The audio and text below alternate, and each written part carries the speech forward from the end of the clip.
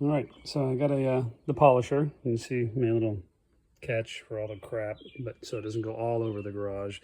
Anyway, decided to polish a few things. I'm doing the covers of the carburetors, which I was going to have vapor blasted, but this stuff comes off pretty easy, and it does a pretty good job. I got all this from Harbor Freight, the polishing compounds, and they do a pretty good job, just a mixture of all of them together.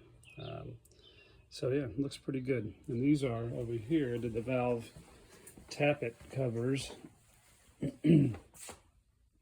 Polish those up. They look good. I painted the cover because, I don't know, I just didn't want to polish all that. It'd be a kind of a pain. And I think it'll look good like that. And the highlights of the silver or the polished aluminum look pretty cool. So one was cracked. You can see here.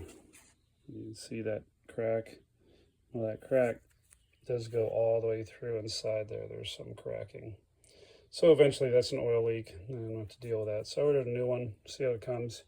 Should be here in a few days. Anyway, that's what I got so far. So it's coming together.